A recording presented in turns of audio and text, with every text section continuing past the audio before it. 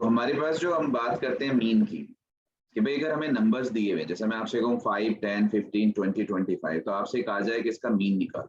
तो मीन का simple formula अब तक पढ़ा है कि जो भी नंबर्स आपको दिए हैं उनका आप सम कर दीजिए, सम ऑफ ऑल ऑब्जर्वेशन। ऑब्जर्वेशन ये है कि जो नंबर्स हैं, जो डेटा है, और वो डेटा कितना है यानी कि कितने हैं नंबर ऑफ ऑब्जर्वेशन, उससे डिवाइड कर दीजिए। ये आज तक हमने पढ़ा है। तो हमारे पास ये नंबर्स हैं, हम इसका मीन निकालना चाहते हैं। ध्यान से देख लीजिए, इसको हम यूज करेंगे। ये हमारा डेटा है, तो इसको x से हम रिप्रेजेंट करते आए हैं, x1, x2, x3, x4, x5, और मीन को हम करते थे बार x। सिंबल कहीं कहीं यूज हो जाएंगे तो उससे अच्छा रहेगा। तो हम क्या कर रहे हैं, x1 plus x2 plus x3 plus x4 plus x5, हमने प्लस कर लिया, और क्योंकि 5 है यहाँ पे लास्ट में बचा चला, 5 में 1 से स्टार्ट किया तो 5 से हम डिवाइड कर। तो ये हमारे पास सिंपल, इसको ध्यान से देख लीजिए। सम को हमने ऐसे भी लिखा हुआ, सिग्मा एक्स आई, आई का मतलब है 1 से लेके कहाँ तक, तो 1 से लेके n, और फिर n से डिवाइड कर देते हैं। तो ये भी हमें थोड़ा सा ध्यान रखना चाहिए। खैर हमारे पास फिलहाल जो नंबर है वो है 5, 10, 15, 20, 25। तो अगर इसका मैं मीन निकालना चाहूँ तो मुझे इन सब का सम करना है।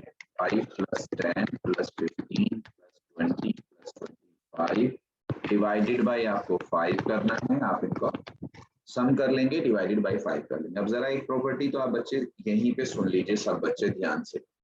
एक टर्म आपने सुना होगा, अरिथमेटिक प्रोग्रेशन। आप सब बच्चों ने सॉल्व भी किए होंगे, 10th में ले लेंगे। एपी अगर याद हो, कुछ सुना हो, कभी सुना एपी का नाम? Yes sir. एपी किसे कहते हैं? जब नंबर्स के बीच में गैप सेम हो। यहाँ जैसे 5 है फिर 10 हो गया, 10 है फिर 15 हो गया, 15 है फिर 20 हो गया, 20 है फिर 25 हो गया, तो हर जगह 5 का गैप है। तो अगर नंबर सेम नंबर से इंक्रीज हो रहे हैं या डिक्रीज हो रहे हैं तो उनको एपी कहते हैं। तो ध्यान रख लेना, ये आपके लिए शॉर्टकट के लिए बता रहा हूँ। अगर आपके पास नंबर एपी में हो, ठीक है, तो उनका मीन हमेशा जो मिडिल टर्म है वो होता है। बगैर सोचे समझे आप यहाँ इसका आंसर 15 लिख सकते हैं, बगैर सोचे समझे। अदरवाइज अगर मैं आपसे कहूँ 5 प्लस 10 15 प्लस 15 30 प्लस 20 50 प्लस 25 75, तो 75 बाई 5 भी 15 ही आएगा। यस और नो? Yes sir. ठीक है। तो कभी भी बच्चे अगर आपसे कह दे कि सर 2, 4, 6, 8, 10 इसका मीन बताओ, तो बगैर कैलकुलेशन क्या आप बता देना, 6 होगा। क्या होगा? 6। दूसरी बात ये बच्चे, अगर ये तो आपके पास क्योंकि 5 हैं तो आपको पता है आधे इधर आधे इधर, दो इधर दो इधर बीच में। दूसरी बात ये है कि 2, 4, 6, 8, 10, 12 ये आपके पास है।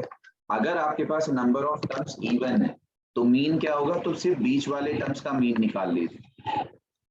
लेकिन ध्यान रखना वो सारे टर्म्स एपी में हो, इंक्रीजिंग डिक्रीजिंग ऑर्डर में रखे हुए हो, तब हम बात करें। तो अब अगर हमारे पास 6 टर्म्स हैं तो मीन जो होगा वो 6 और 8 का मीन होगा। तो 6 प्लस 8 कितना होता है? 14/2 कितना आ जाएगा? 7। कितना आ जाएगा? 7। तो अगर आपके पास एपी जो है वो इस तरह से दिया, अब देखो इसी पे क्वेश्चन बन जाता है, बहुत बार आया है।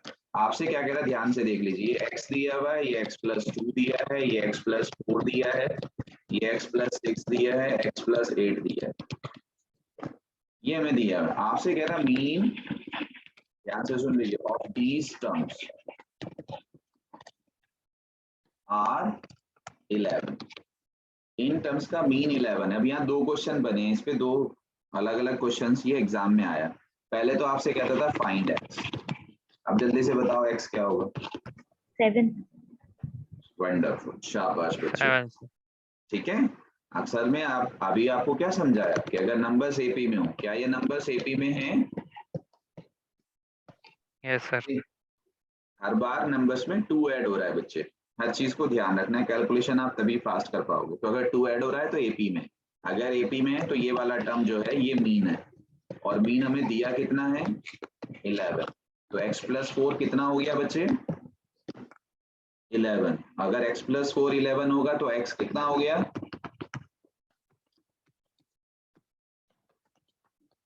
समझ में आ रहा है मैं क्या बोल रहा हूँ? Yes sir, 7। हाँ भाई, 7 या Yes, 8 sir. बच्चे क्लास में हैं, आवाज sir. 2 या 3 की आ रही है सिर्फ। Yes, sir, Yes, समझ में आ sir. गया।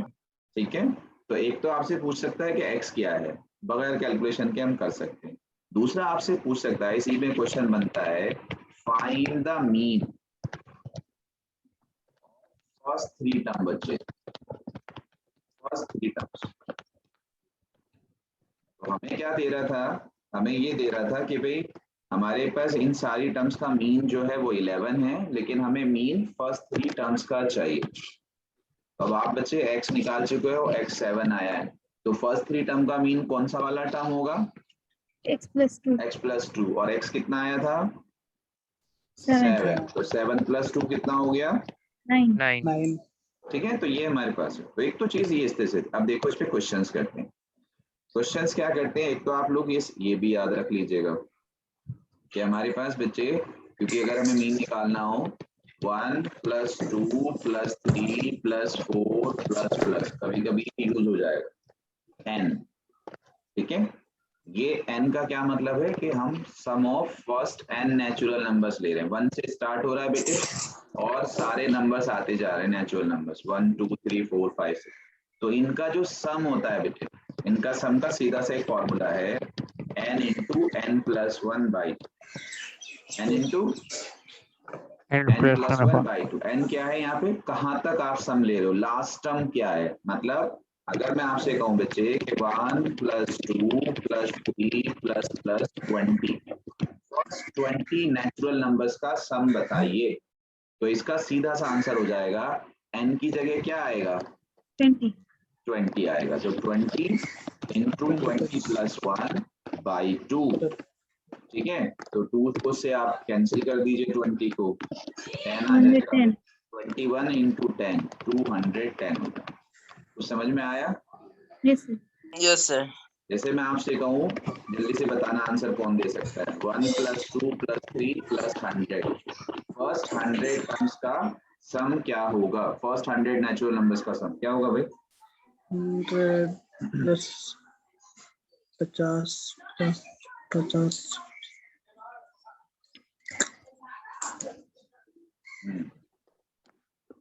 बस बंद हो गया।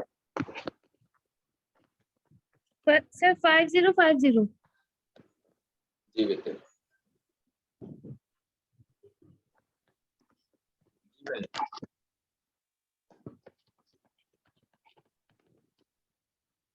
चलो कर दे।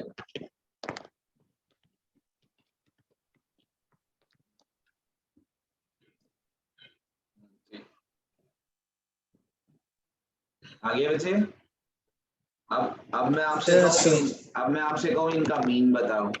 अगर आपसे यही पूछ लिया जाए, find mean of first 100 natural numbers.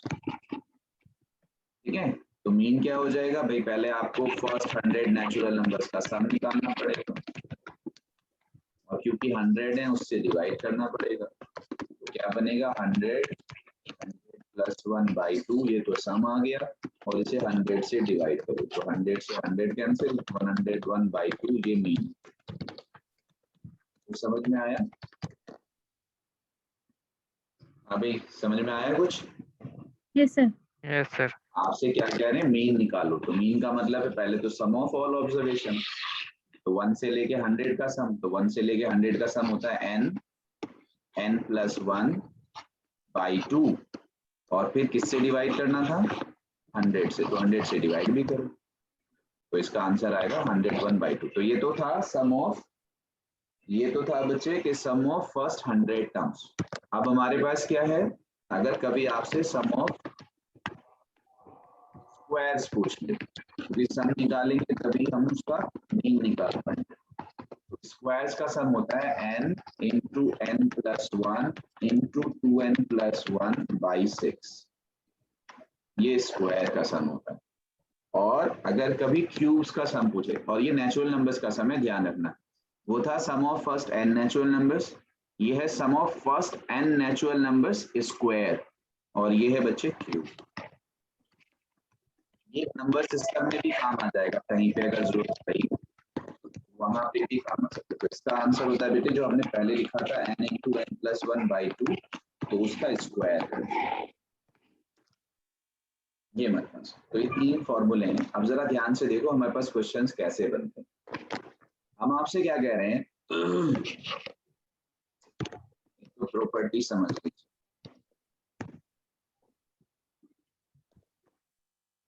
अब दोबारा से मीन की डेफिनेशन सुन लीजिए जो मैं बताता हूँ।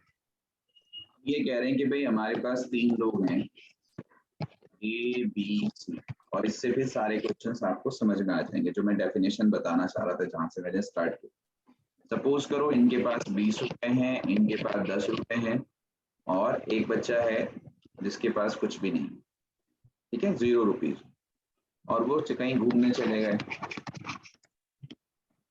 अब कोई भी ऐसा नहीं है जो सब मिल मतलब किसी सबको दावत दे सके। तो फिर क्या हुआ सर कि भाई अपनी अपनी पॉकेट से पैसे निकालो। अब कलेक्शन जब हुआ तो 20 यहाँ से आए, 10 यहाँ से आए, यहाँ से कुछ नहीं आया, तो आपके पास टोटल हो गए 30, और आदमी जो है वो 3 है। तो ठीक है भाई 30/3 = 2। तो पर हेड सबके पास 10-10 रुपए आ गए। ये कहलाता है मीन। मीन का मतलब है बच्चे और कुछ नहीं है, इक्वल डिस्ट्रीब्यूशन among all। असल जो डेफिनेशन है मीन की बेटे वो ये, आप इसको अगर मैं ऐसे कहूं कि सपोज करो पहले टेस्ट में आपके बच्चे 20 मार्क्स आए हैं, दूसरे में आपके 10 आए हैं, तीसरे में 0 आया है, तो टोटल 3 टेस्ट में आपके 30 मार्क्स आए हैं। तो अगर इसका एवरेज निकालें, अगर 30 मार्क्स को इक्वली डिस्ट्रीब्यूट करें, तो इसका मतलब नियर अबाउट आप हर टेस्ट में 10 मार्क्स का स्कोर कर रहे हैं। तो जो भी आपके पास है उसको इक्वली डिस्ट्रीब्यूशन जो होता है वो मीन कहलाता है। समझ में आ रहा है? Equal distribution among all. अब इससे फायदा क्या होगा इस डेफिनेशन से, जरा सुनो जरा ध्यान से। हम क्या कह रहे हैं, मीन ऑफ, यहां से हमारे पास क्वेश्चन आते हैं, mean of 5 numbers is 20। Mean of 5 number is 20 if one number is increased, one number is increased by 10 is new mean. Mean of 5 number is 20. If one number is increased by 10, what is new mean? तो अब जरा देखो दोनों तरीके से देखते हैं। एक वो जैसे हम करते आए हैं, हमारे पास क्या है बच्चे, ध्यान से देखिए, हमें हमेशा इंफॉर्मेशन लेनी होती है कि मीन ऑफ 5 नंबर्स। हमारे पास जो नंबर्स हैं, पहले तो सुन लीजिए, जो मीन का फॉर्मूला है बेटे, जो मैंने आपको बताया था, चाहे तो सिंबल से देख लीजिए, बार x = सम अपॉन नंबर्स। तो इसमें 3 चीजें होती हैं, या इसको मैं लिख दूं मीन, क्या मीन है, सम कितना है, और कितने नंबर्स का आप मीन निकाले। तो बेसिकली 3 चीजें होती हैं, मीन क्या है, टोटल कितना है, और कितने नंबर्स। तो यहाँ पे 5 नंबर्स हैं, अगर आप देखेंगे आपसे कह रहा है 5 नंबर्स, तो नंबर ऑफ टर्म्स 5। मीन जो दिया हुआ है बार एक्स वो 20 दिया है, सम नहीं मालूम। ये बात समझ में आ रही है? Yes sir. ठीक है, तो अगर मैं फॉर्मूले में रखूं इसकी वैल्यू को, प्लीज ध्यान से देख लीजिए बच्चे, तो अगर हमें सम निकालना हो तो मीन को सीधा नंबर से मल्टीप्लाई कर दीजिए। तो हमारे पास क्या है, हम पहले फॉर्मूले से कर रहे हैं, फिर बगैर कैलकुलेशन के करेंगे कि सर मीन = 20 = सम पता नहीं है, नंबर्स हैं 5, तो 5 को यहाँ से मल्टीप्लाई करोगे तो हमारा सम 100 आ जाएगा। ये सर नो? Yes sir. भाई सब बच्चे बताओ। Yes sir. ठीक है, ये हमारे पास सम आ गया। लेकिन हुआ क्या है बच्चे, एक जो हमने पहले लिया था ना कि भाई सपोज करो एक के पास 20 रुपए हैं, एक के पास 10 रुपए हैं, एक के पास कुछ नहीं है, तो लेकिन अगर उसने चेक किया दोबारा से तो उसके पास 10 रुपए निकल गए, अरे नहीं रुको मेरे पास में है 10 रुपए, तो ये 10 रुपए हो गए। तो हुआ क्या, पहले जो सम 30 हो रहा था, अब सम क्या हो जाएगा, सम चेंज हो जाएगा, 30 + 10 होके 40 हो जाएगा। Yes sir no? Yes, sir. तो यहाँ पे भी यही हो रहा है बच्चे क्वेश्चन में, कि अगर हमारा जो प्रीवियस सम है वो हमारा है 100, लेकिन एक जो नंबर है ऑब्जर्वेशन जो है वो इंक्रीज हो गई 10, तो उससे सम चेंज हो जाएगा, तो न्यू सम 100 प्लस 10 110. 110 हो जाएगा। लेकिन नंबर्स तो अभी भी 5 ही है ना बच्चे? हाँ भाई, Yes, sir. Mean of Yes, 5 sir. Number is 20, one number is increase by 10, तो नंबर्स अभी भी हमारे पास 5 ही हैं।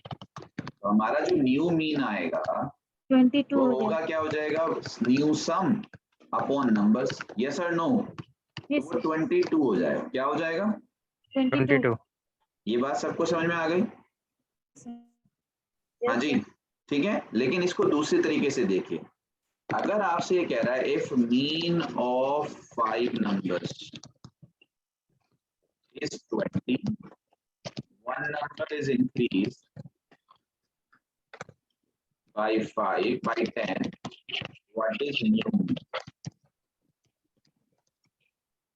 हम ये कह रहे हैं, सपोज करो ये फर्स्ट, ये सेकंड, ये थर्ड, ये फोर्थ, ये फिफ्थ, तो अगर 5 नंबर्स का मीन 20 है तो इसका मतलब ये बच्चे के सबको 20 मिला हुआ है, यस और नो?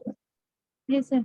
इक्वल डिस्ट्रीब्यूशन है। अब हम कह रहे हैं कि एक नंबर के पास 10 रुपीज बढ़ गए, तो ठीक है, एक नंबर के पास 10 बढ़े हैं, लेकिन बाय डेफिनेशन इक्वल डिस्ट्रीब्यूशन होना है, तो 10 रुपीज को बांटना पड़ेगा 5 लोगों में। कितने लोगों में?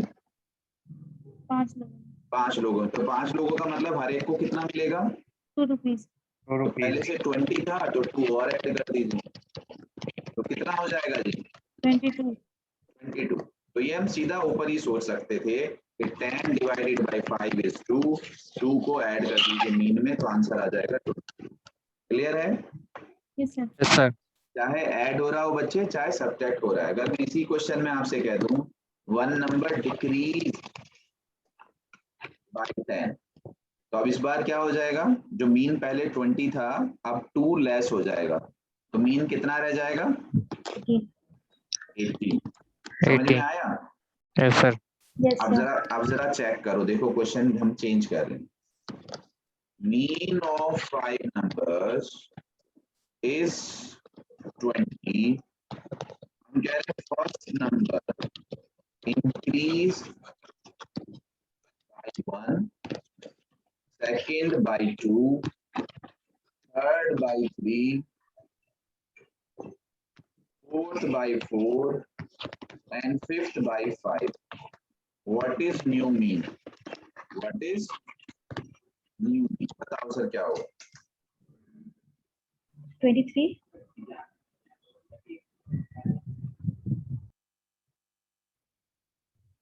23.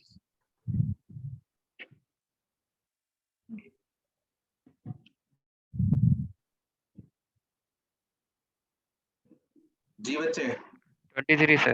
23। यस, बिल्कुल सही बात।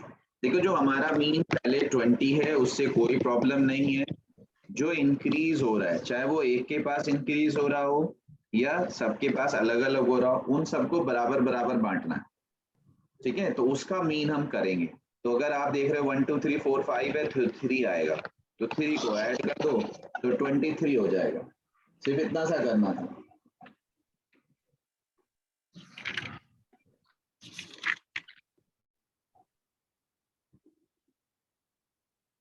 जी भाई, वालेकुम अस्सलाम जनाब अली।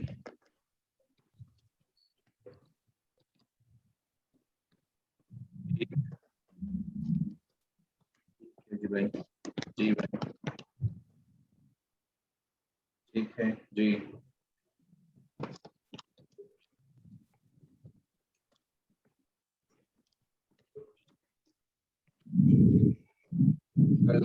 कितने करेंगे? हाँ 66, 70 नहीं 70 कर दीजिए। जज़ाक,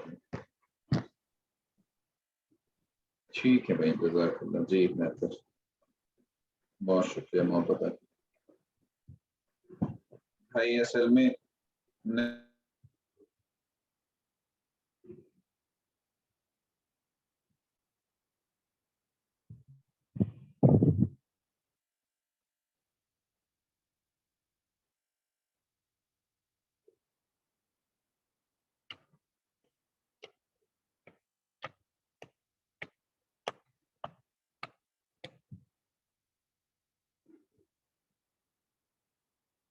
चलिए जज़ाकल्लाह।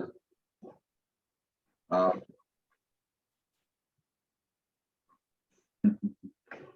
आया नहीं, वो आया नहीं था जी, जज़ाकल्लाह। ठीक है, बहुत शुक्रिया जी। बच्चे बेसिकली ये फॉर्मूला है, बस सीधा सीधा सा। New mean is equals to old mean. Please ध्यान से सुन लीजिए बच्चे, ओल्ड मीन। अब आप प्लस हो रहा हो या माइनस हो रहा हो, जो भी आपका सम प्लस हो रहा है या माइनस हो रहा है बच्चे, वो सब में बराबर बराबर बटेगा, यानी कि n को उससे डिवाइड करना पड़ेगा। तो ये छोटा सा फॉर्मूला है। देखो एक बहुत ज्यादा क्वेश्चंस घूमता है और वैसा रहता है, मतलब जिसे कहना चाहिए, अगर मैं आपसे कहूं mean of natural number is bar x, mean of first n natural number is bar x। अब जरा ध्यान से देखो, if first number is by 1, second by 2, third by 3 and ऐसे ही इंक्रीज होते होते nth number increase by n, what is new mean? सबको समझ में आ गया? आपके पास जो है बच्चे पुराना वाला मीन कितना है? बार एक्स। और आप इंक्रीज कितना कर रहे हो? पहले में 1, दूसरे में 2, तीसरे में 3, फिर लास्ट वाले में n। तो इसको डिवाइड किससे करना पड़ेगा? n से। ये आंसर है। सबको क्लियर है या नहीं है? Yes sir. बस इतना ही करना होता है। क्या आपके पास एक में इंक्रीज हो रहा हो, 10 में इंक्रीज हो रहा हो, सब में इंक्रीज हो रहा हो, जितना भी इंक्रीज हो रहा है उसका सम लेना है, उसका सम लेना। तो ये ऊपर हमने उसका सम ले लिया और हमारे पास नंबर्स कितने हैं? n, तो उससे हमें डिवाइड करना। तो अगर मैंने अभी आपको सिखाया है कि भाई होता क्या है, बार x, इसका सम हो जाएगा n + 1/2, ये सम हो गया, डिवाइडेड बाई n, तो n से n कट जाएगा। तो फाइनल आंसर क्या होगा बच्चे? आंसर क्या आएगा? bar x plus n + 1/2। Clear है ये? Yes sir. ये हमारे पास क्वेश्चन। चलो तो अच्छा, इसमें अगर मैं आपसे अब ये कहूं कि ये हमारे पास डेटा है x1, x2, x3, x4, xn और इसका जो मीन है बच्चे वो है बार x। अब जरा ध्यान से देख लीजिए, अगर सारे टर्म्स में प्लस करें, माइनस करें, मल्टीप्लाई करें, डिवाइड करें किसी एक नंबर को,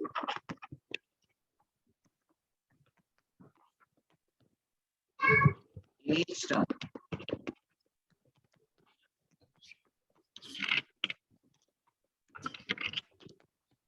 डायरेक्ट मीन में भी प्लस माइनस मल्टीप्लाई हो जाता है।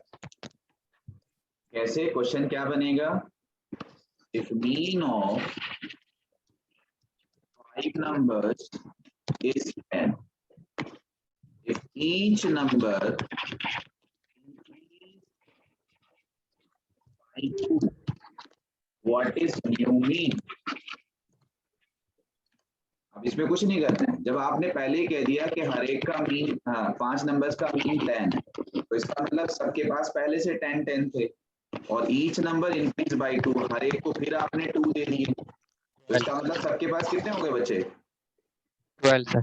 12। तो जब ईच नंबर की बात आएगी बेटे तो उसमें कुछ नहीं करना, डायरेक्ट बस दोनों को प्लस कर देना। क्लियर है ये? Yes sir. चलो अब इस पे 2-4 क्वेश्चन देखते हैं जो अच्छे अच्छे लेवल के होते हैं वो। एक मिनट।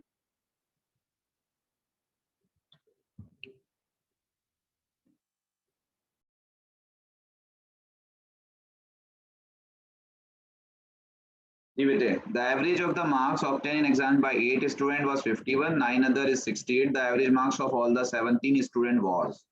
ये हमारे पास है। तो हमें एकदम से सोचना है कि मीन का मतलब होता है sum of all observation upon number observation. तो आपके पास 8 स्टूडेंट्स हैं, उनका जो मीन है वो कितना है? कितना है बच्चे? 51. तो उनका सम कितना होगा? सम होता है, हमेशा ध्यान रखना, मीन को अगर नंबर से मल्टीप्लाई कर देंगे, तेजी से कैलकुलेशन होना चाहिए। मीन इज इक्वल्स टू बेटे 408। सम अपॉन नंबर्स। तो जब भी सम को निकालना है मीन को यहाँ मल्टीप्लाई कर दीजिए, तो मीन 460 इनटू नंबर्स की वजह से। तो हम इसका डायरेक्ट सम निकाल सकते थे, 8 1 जा 8, 8 5 जा 40। अच्छा, इसी तरह से 9 स्टूडेंट्स का है 68, इसका भी सम निकाल सकते थे, 9 8 जा 72 और 9 6 जा 54 प्लस 7 61। यस और no? Yes, sir. yes sir तो अब हमारे पास टोटल स्टूडेंट्स कितने हो गए बच्चे? 8 प्लस 9, तो total sum upon total numbers, बस इतना सा करना था। तो 408 और 12 420 एंड 6 1020 17 और 17 से शायद ये 6 टाइम्स जाएगा, कितने टाइम? तो 60 हमारा मीन आ जाएगा। ये सब बच्चों को समझ में आ गया? yes sir चलो जी।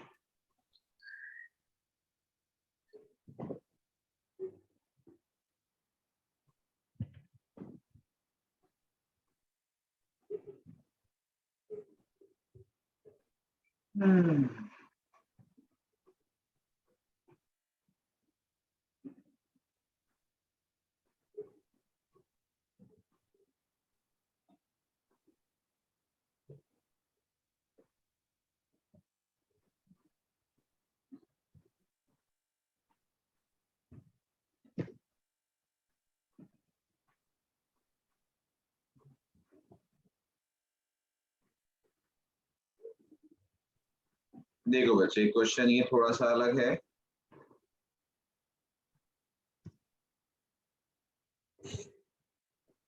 तेजी से आंसर दीजिएगा। The average of 9 number is 30, average of first 5 number is 25, that of the last 3 number is 35, what is the 6th number?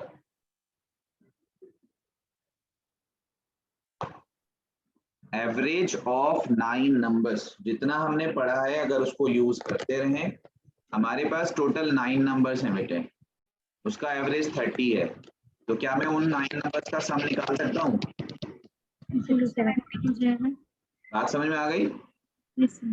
अच्छा बच्चे, आपसे कह रहा है average of the first 5 number is 25, तो क्या मैं 5 नंबर्स का सम निकाल सकता हूँ? 125. वेरी गुड, शाबाश। And that of the last 3 numbers is 35, last 3 numbers का सम? 105. यस और नो? यस और नो? Yes, sir. ठीक है, तो अगर हमारे पास 5 नंबर शुरू के बेटे और लास्ट के 3 नंबर हैं, उन 8 नंबर का सम कितना हो जाएगा बच्चे? 230. 230। 30. और 9 नंबर्स का सम कितना है बच्चे? 70. तो यहाँ पे 9 नंबर्स हैं बेटे और यहाँ पे 8 नंबर्स हैं, तो कौन सा वाला नंबर मिसिंग है? 40. 6th नंबर है ना, और वो कितना है? सबको समझ में आया? yes sir हाँ भाई, आपसे एक बार और बता दीजिए। क्वेश्चन जो है ना बेटे कुछ इस तरह से था कि आपके पास 9 नंबर्स हैं, 1 2 3 4 5 6 7 8 9, और इनका मीन दिया हुआ था बच्चे 9 नंबर्स का 30। कितना दिया हुआ था?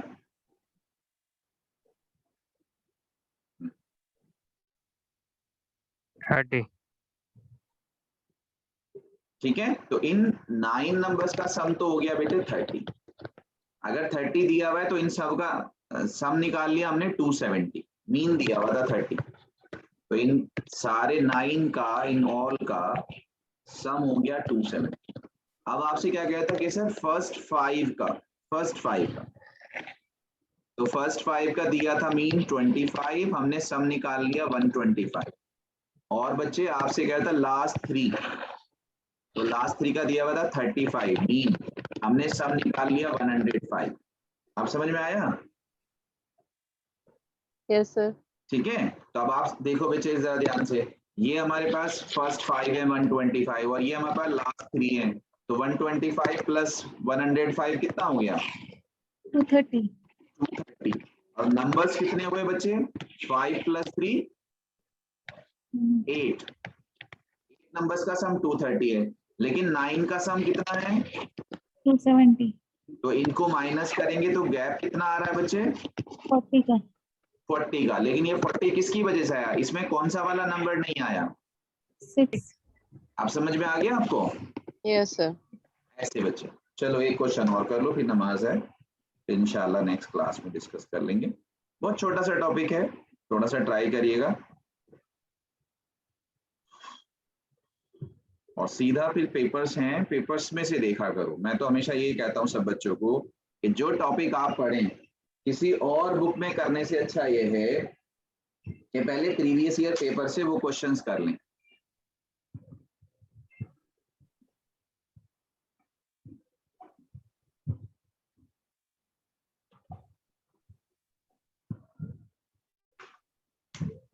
जी भाई, वालेकुम सलाम। जी भाई,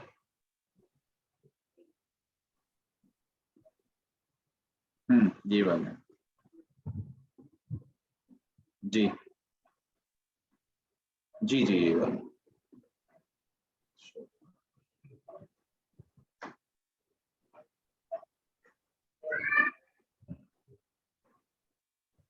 बाद में हो गया वो जज़ाक कैंडी बड़ी थी, उसमें नकली पत्ता से ज्यादा लगा है। अच्छा, हाँ, तो उसको नहीं डालो, उसका आर्टिकल दे दो, मुझे कैसे कराएंगे? मैं दे,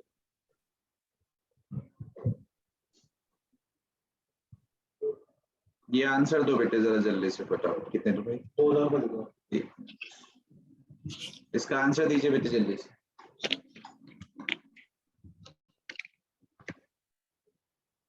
आप कारपेंटर को लेके उसको, सॉरी बिजली वाले को, नमाज पहुंचा रहा हूँ मैं, ये बिलाल में पढ़ूंगा नमाज।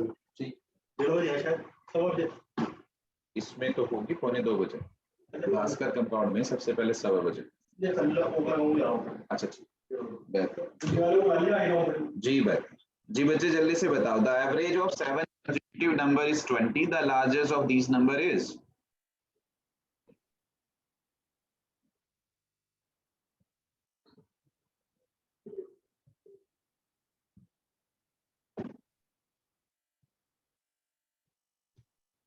हाँ जी, कौन देगा आंसर?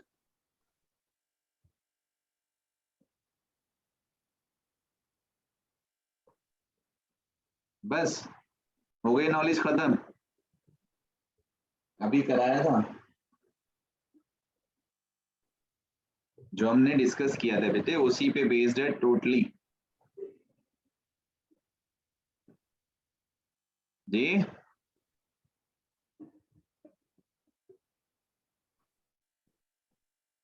बताइए।